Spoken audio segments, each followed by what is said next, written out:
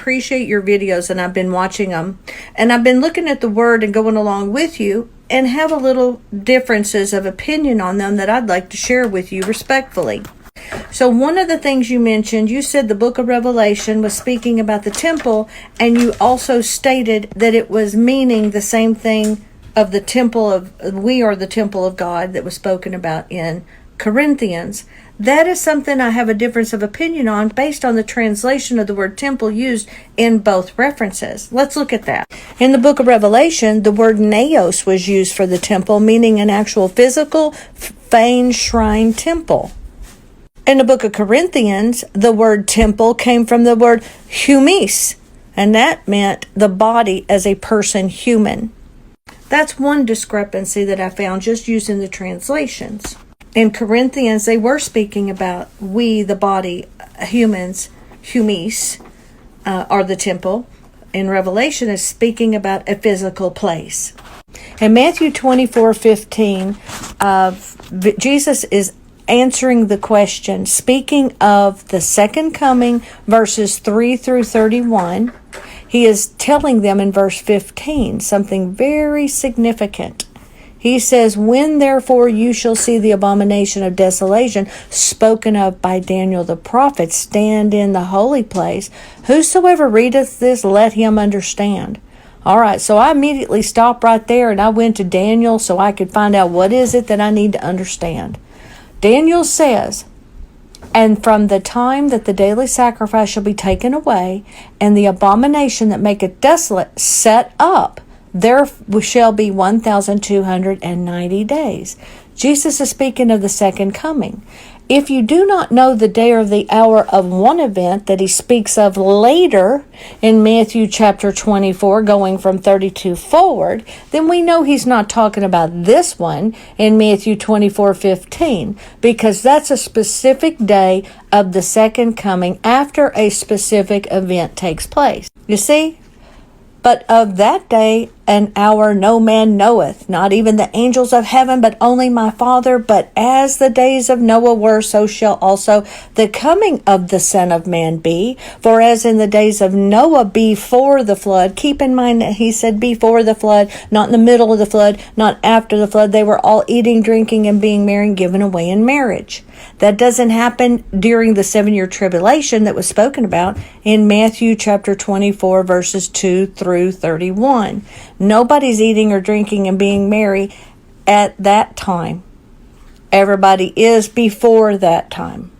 Now, Jesus used two specific examples. In Matthew 24, verses 33 forward, read them. He uses an example of it's going to be like the day Noah went into the ark. So I'm going to look at that too. What happened the day Noah went into the ark? Well, he was put up in there into safety. Noah never even got wet. In Luke 17, the example Jesus uses, not only Noah, he says Noah first, and then he also says it's going to be like the day Lot went out of Sodom and Gomorrah. So what happened the day Lot went out? Angels came and got Lot and out of Sodom and Gomorrah. Came and got him out. Noah, that's number one rescue, is Noah. Described. Noah never got wet. He was put in a place of safety. Now in Lot, Luke 17, the angels tell Lot and his family they cannot even pour out judgment on this place until they are up and out of there and away to safety. So that's another example. If Jesus said, or even intended for us to go through the tribulation, he would have used the example of Egypt. But he didn't. He used the example of two escapes. Angels came and got Lot and his family out. Jesus said it's going to be like that day. If you believe Jesus, you firmly believe angels are going to come and get us out and take us away. And what? Before the wrath falls upon the world. I believe Jesus. So we have some discrepancies here based on what you're saying that I'd like for you to discuss. Now we know that the temple is a physical temple. It is not the human people. Now we know that escape was mentioned. Two escapes. Did not use the example of Egypt, which would have been sheltered in place. So a lot of people like to say, oh no, we're just going to be sheltered like they were in Egypt. That's not the example Jesus used, so let's not put that in his mouth when he didn't say it. We have to be careful what we say he said, because we're held accountable for that. Matthew chapter 24, Jesus predicts the falling of Israel in the first 2 verses, and that took place. The disciples ask him a specific question. What's going to happen? When is your second coming going to be? Jesus describes that. He describes the horrors and everything that's going to happen before his second coming. I want you to see this. Pause to read it if you need to, because I'm going to go down here. Like I said, verse 15, he quotes this. A specific event happens, and then his second coming happens. He talks about the horrible things, and then what happens? He comes down for the second coming, doesn't he?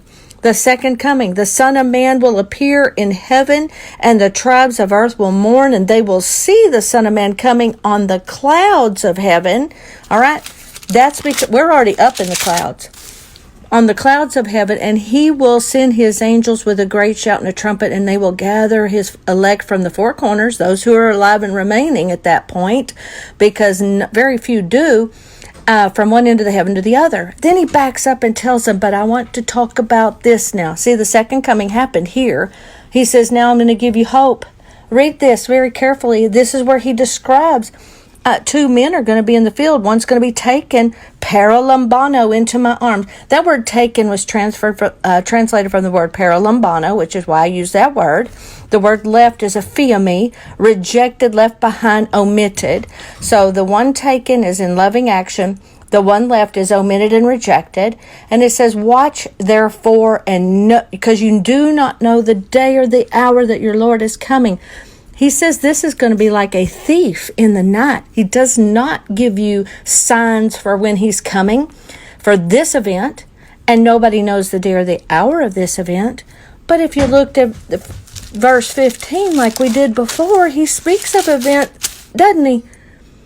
Therefore the abomination of desolation spoken of by Daniel the prophet standing in the holy place, whosoever reads this, let him understand. Ooh, well, let's see. I believe I just showed you that.